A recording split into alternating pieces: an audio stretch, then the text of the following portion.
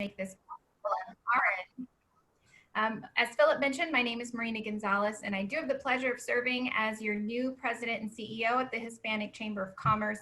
I'm thrilled to be here, not only to participate today, but to also introduce myself to anyone on the call that I've yet had the privilege to meet. But at this time, I do want to welcome you to our Business Financial Wellness webinar presented by SWBC. I want to thank them as a corporate partner. They've been a longstanding partner to our chamber, and we appreciate all that they have done to support us in the efforts and vice versa. Thank you to everyone on the call that's able to join us this morning as well. I believe we do have a lot of members on the call, future members. If you haven't joined yet, now's the time to get on board, as well as some board members and of course our embajadores that are with us today. I want to introduce SWBC though and tell you a little bit about the company for those who may be new to SWBC so you can know their history and the important work that they've done in our community. I then will introduce two of our presenters from SWBC and tell you a little bit about their backgrounds. So let's start with SWBC bio. SWBC was co-founded in 1976 by Charlie Amato and Gary Dudley on the principles of providing excellent customer service and putting their clients' needs first.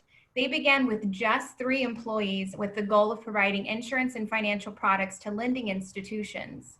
Today, SWBC provides those products and services to help businesses, families, financial institutions in order to meet the needs of their most critical goals. Their vision is to be a recognized leader and most trusted business partner in the financial services industry.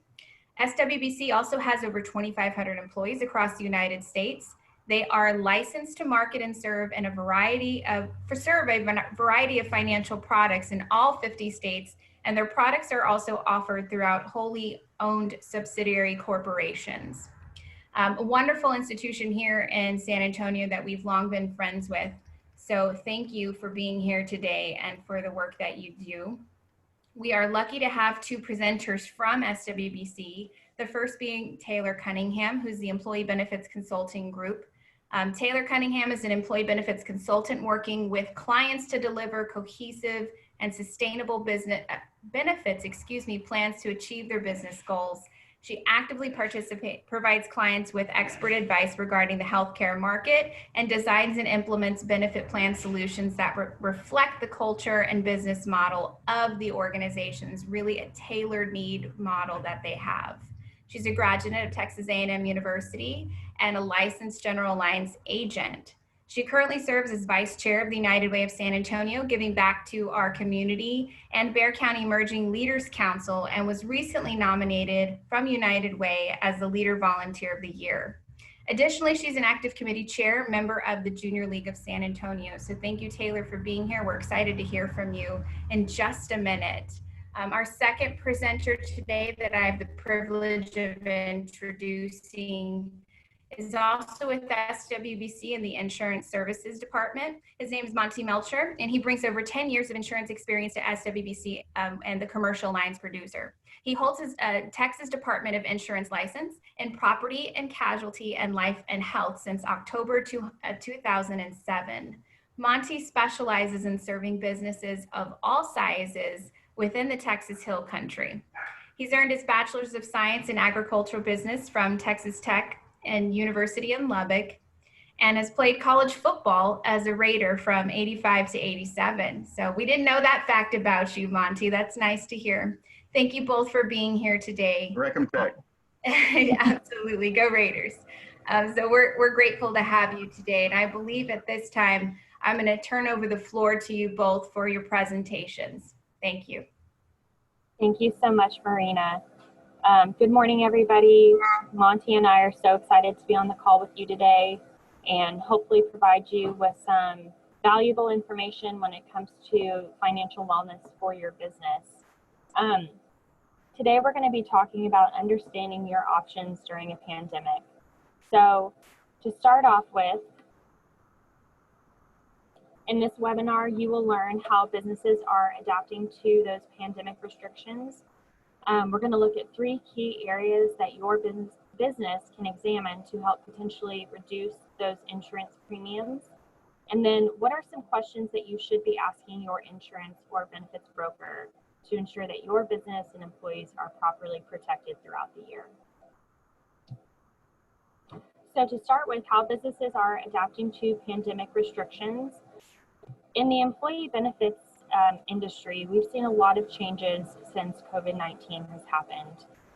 To start off with, we've seen virtual open enrollments. Typically, open enrollments, or how we've managed to do them in the past, is through face-to-face interactions, whether it's on site at the client's place of business, assisting with those open enrollments, meeting with the employees one-on-one.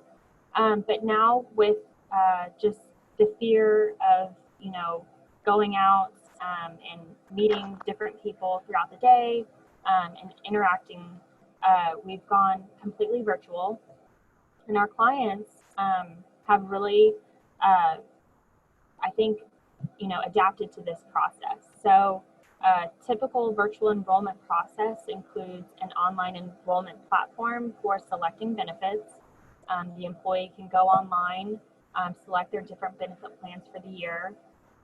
We've scheduled remote meetings between the employees and HR and our account management team, and then providing some downloadable benefit resources that the employee can download from their own computer. Another thing that we've implemented is temperature screenings and on-site COVID testing.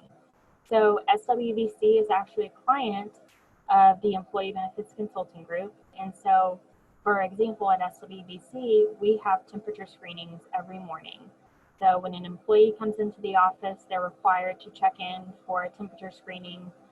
They're given a sticker that says that they've been screened for the day, and they're required to wear that throughout the day and at the building. We've also helped facilitate those on-site COVID testings for our clients. That's been, obviously a new implementation since COVID has happened, facilitating those on-site testing. And then also we've seen our clients wanting to offer overall wellness for their employees. And one way that they can do that is through employee assistance programs. So many employees are, they're working from home, their work-life home balance may be, a challenge right now. And so some employees are looking for that additional benefit when it comes to their mental health and wellness. So how we're providing that is informing our clients of these programs. They're typically at a very, very low cost to the employer. And so how can they start to implement those? The other thing is for overall wellness, we've been sending out communication for wellness programs and wellness initiatives that the employees can do from their home. For example, at SWBC, our employees, we've been sending out communication about different wellness tips that they can do to stay active and stay fit and healthy while working from home. The last thing that I'd like to mention is the flexible workplace benefits. So with working from home, many clients and employers are taking a look at moving forward. Is this something that's going to be sustainable? Are they going to be able to continue to work from home? Maybe they're looking at offering flexible work hours, flexible work schedules, depending on the personal needs of the employee and their perhaps a caregiver for their children who may not be in school right now in person. They may still be doing school virtually. And so really taking a look at how employers can offer those flexible workplace benefits. Monty, how are you seeing a change in the insurance industry? Good morning, members. What we're seeing on the commercial side of it as to packages, well, while speaking to the community and clients, there is no doubt the pandemic has affected everyone in the U.S. In all types of businesses. Our clients are making changes every day to help combat and offset these downturns. What we have suggested to some of our clients are to especially review your insurance policies, go over company strategies. Some even have gone as far as to restructure their business strategies We have one client that used to be an auto repair shop. And they have changed their strategy and started manufacturing face masks. We help them with that.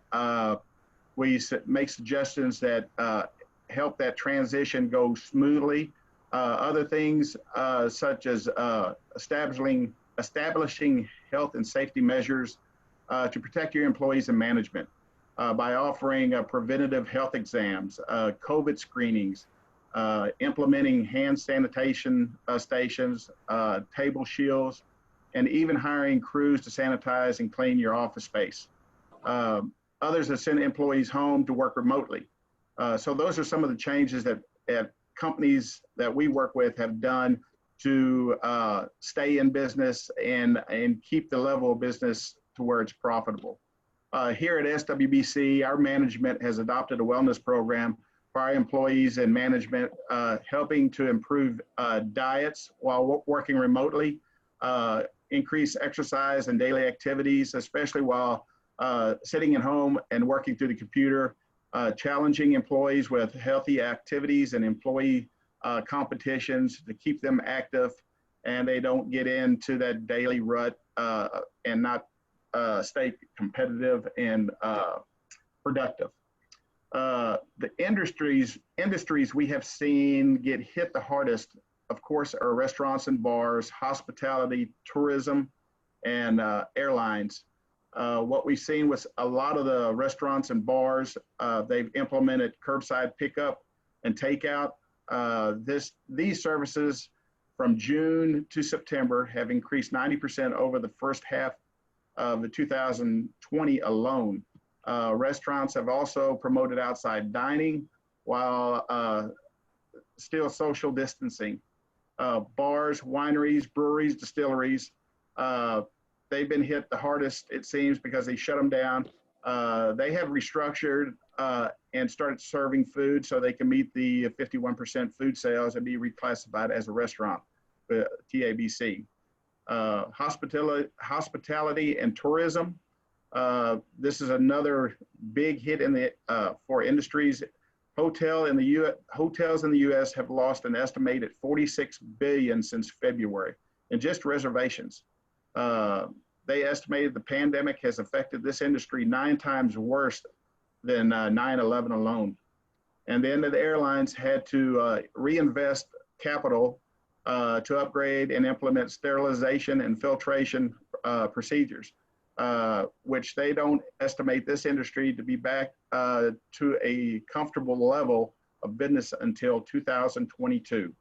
So it's still looking a little rough for the industries, but everybody's working together to get through it. And we'll get through this. So that's what I have on this subject, Taylor. Okay, thank you, Monty.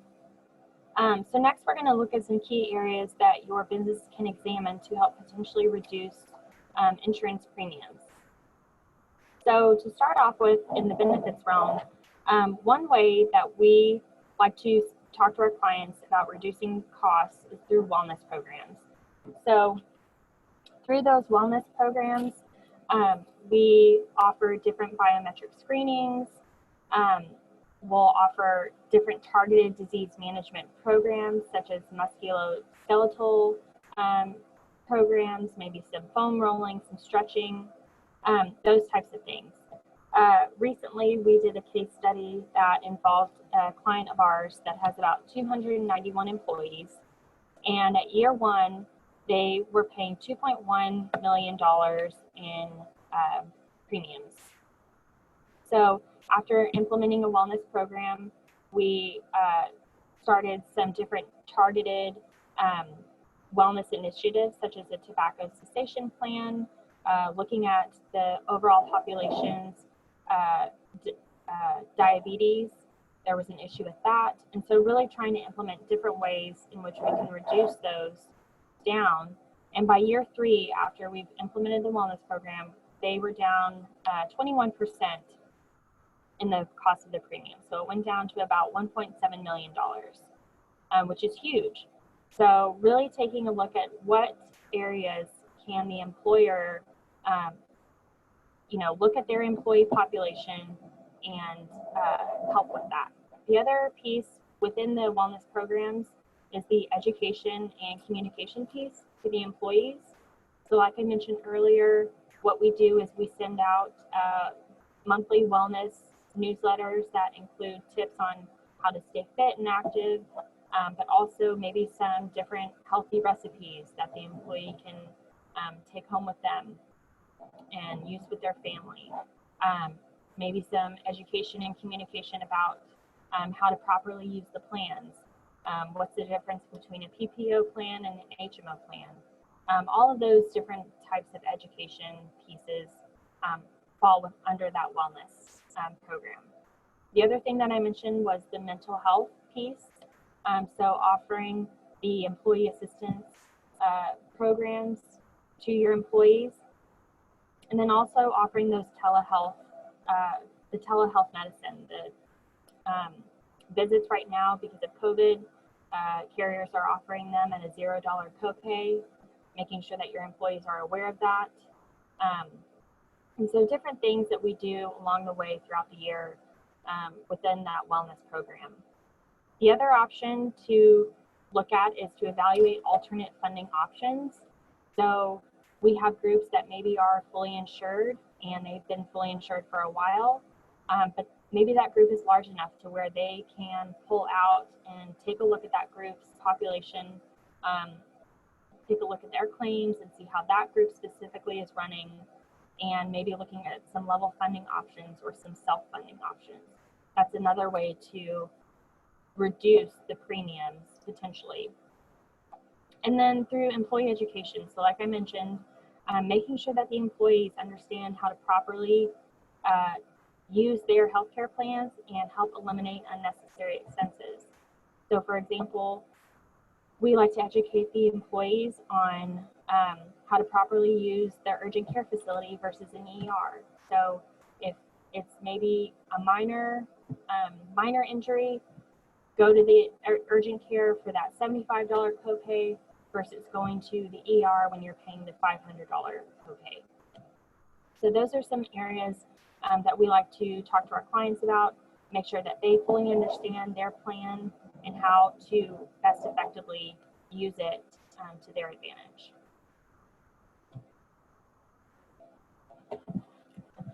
On the business commercial side, we're working with our agents, and we have been suggesting to them, well, with our clients, basically, to give us a call and schedule a review. And we recommend that you call your agent and schedule a review with them also. Have them explain the coverages you have on your policies, what you can change to strengthen your coverage for your industry specifically. Review your policies, limits, and exposures. This is basically going to be the biggest part of it, and we recommend that you review these limits and exposures twice a year. We think some of these companies that have reorganized and restructured, they may change their exposures, and this is going to affect your current policy. So you need to make sure if you're looking at possibly restructuring your business, get with your agent and make sure your codes and rating basis are correct for the new industry you're going into, or if you're just going to add an industry. Review the rating basis and your current policy. This is based off of your sales and payroll numbers. And if they're different than what's on the policy, they need to be adjusted at this time. These numbers should be looked at least twice a year. If your sales have increased substantially over the year, which some services have stayed strong during the pandemic, it will help by adjusting those numbers, and which in turn will help you to ease the final results of your year-end audit. For the rest of us, COVID has reduced our sales and payroll negatively. So by taking a look at these numbers and these bases, it helps reduce your premium and free up cash flow so you can use it somewhere else that is more important at this time to keep your company afloat, or use it in other expenses that need to be taken care of. Have your agent search your policy, review your policy, find gaps if there are gaps there, and sit down and discuss those gaps accordingly with you, and make suggestions. Right now, what we're seeing in our market, talking to the carriers, is this market is becoming very hard very quickly. Since February this year, with the breakout of COVID, it's causing carriers to defend against a lot of increase in claims due to the pandemic, which is in turn increasing in premiums. And it flows downhill. It causes the carriers to decrease their limits that they offer because of availability through bonding capacity. It also reduces the number of carriers in the market. Some carriers will get out of the market because it's not profitable for them. And it causes difficulty for your agent to find coverage for your company, which in turn increases the premiums. So that's what we're seeing in our market. You know, every industry is different, but the majority of them right now with the pandemic, we're seeing this hard market, and it's something to be aware of. Taylor? Thanks, Monty. And then finally, what are questions that you should be asking your insurance or benefits broker to ensure your business and employees are properly protected? So on the benefits side, some things that you need to be asking your broker throughout the year are, what are some healthcare market changes that are taking place? Right now with the pandemic, there's a lot of changes going on in healthcare. Like I mentioned earlier, you know, with the virtual enrollments, that also includes some special enrollment periods. So we're working with carriers on getting information on when are they extending the enrollment period? Is it going to be a shorter enrollment period? So really making sure that your broker is understanding and knows what's going on in the healthcare industry. Also, the $0 copay for telehealth that I mentioned, that's important to know. Your broker should be letting you know what copays for your telehealth are on your plan, especially right now. The COVID testing coverage is important to know, you know, what's covered, what's not covered. And then also there's been an increase in rate passes from our ancillary carriers. So making sure that your broker knows if you've received a rate pass and for 2021, or if there's going to be any changes to your 2020 plans. The other question, you know, what types of communication can I expect from my broker? We send out communication constantly to our clients. That communication includes, you know, the wellness education piece, like I've mentioned, but also the legislative updates, you know, what's going on at the state level and the federal level that will impact your healthcare, and then also any sort of industry updates. So as far as, you know, what's going on with your plans from the carrier side, but maybe what's happening overall with just the industry, the payment protection plans, things like that. We've sent out communication to our clients that they can share with their employees. And it's really important that you have a broker that communicates with you on a regular basis. And then also, how often should I be evaluating my company's benefits? So we recommend taking a look every year. You know, do your due diligence, make sure that your broker is doing their job and making, you know, asking the right questions, making sure that they're going out to shop the marketplace every year for your benefits.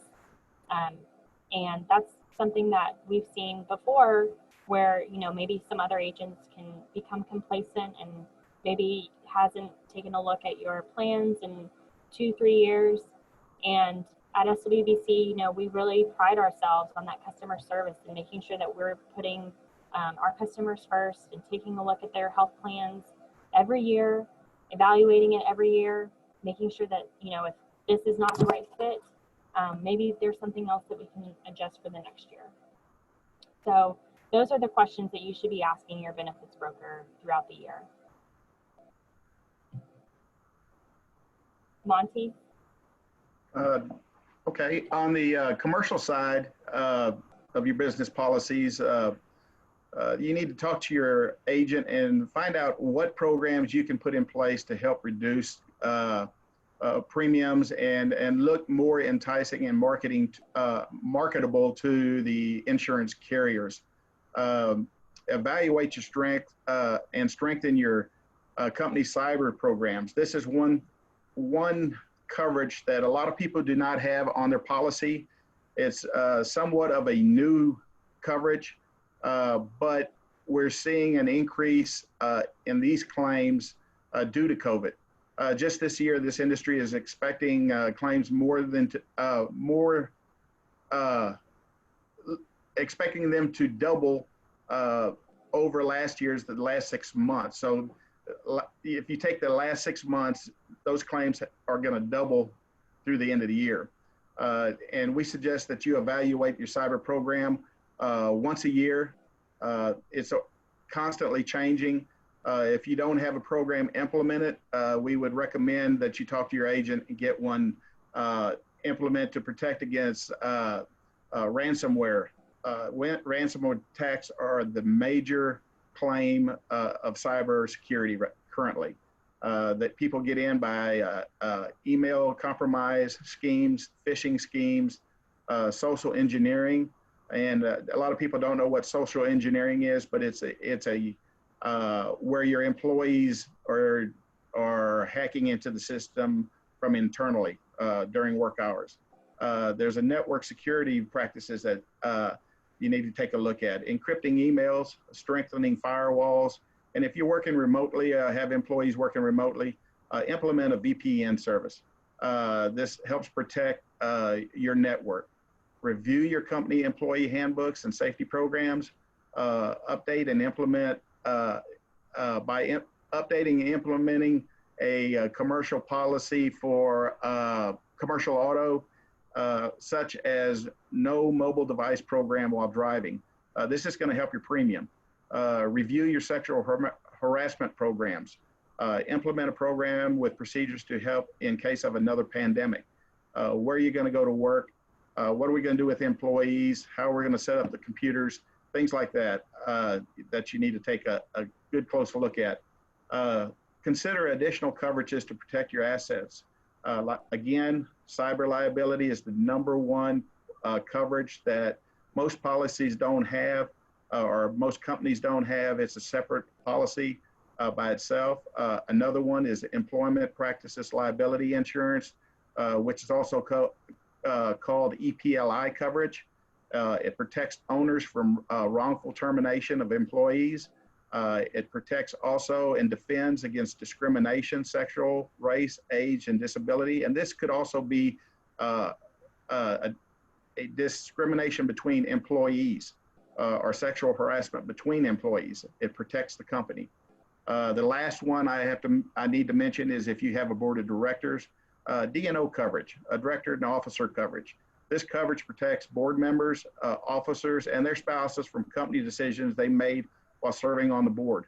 It protects them from alleged wrongful acts while serving in this position. So these are all coverages that we can suggest, or your agent can suggest, to include with your policy to help protect your assets, your business, and what you have going positively. So, we can all get through this. It is, hopefully it's going to be over soon once they have a shot for it, but it may go another 1.5 years. So let's make sure we have all our coverages in place and protect ourselves and work together. Taylor? Thank you, Monty. That was some really good information. I think we're going to turn it back over to the chamber. I believe they're going to open up the call for questions. Yes, so thank you, Taylor. Thank you both, Taylor and Monty, for that great presentation. Thank you to your team as well for helping you put this together. So we'd like to go ahead and open the floor to our audience. If you have any questions, please place them in the Q&A box or also the chat box. You can also choose the raise your hand option. And Monty and Taylor will both be happy to help answer any questions you may have.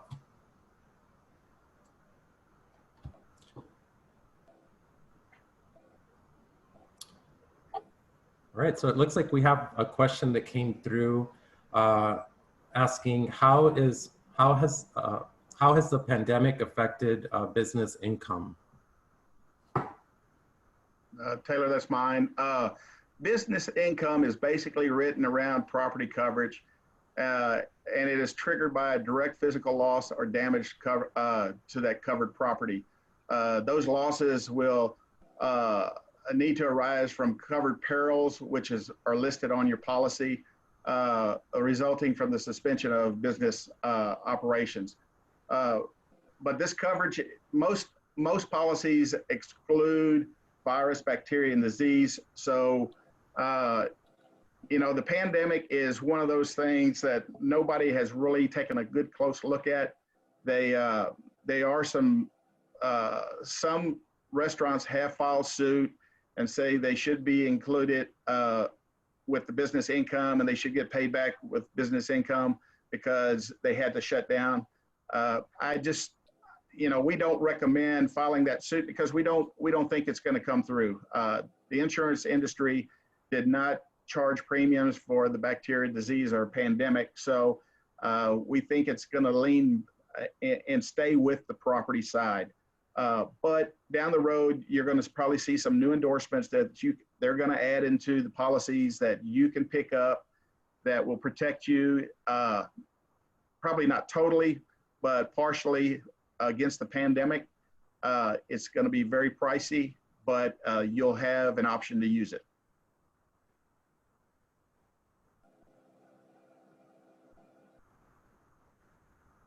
I think you're muted. Thank you, Monty. Appreciate that. Okay. So does anyone else have any questions that you'd like to ask Monty or Taylor at this time? All right, so you know, I guess this concludes our webinar with SWBC. I'd like to remind you all that we are recording and this video will be uploaded onto our YouTube page. We also will be sending out a recording to all who registered for this event. And if you have any questions that may come to mind, you feel free to reach out to either Monty or Taylor. Here you see their information on the screen. We'll also be sharing it in our recap email. So please keep an eye out for that. We'll be sending it out within the next 24 hours. So thank you all so much. We appreciate it. And SWBC, thank you all so much. We appreciate your membership and this great presentation that you shared with us today. Thank you for the opportunity. Brandon. Yeah, thank you. Thank you.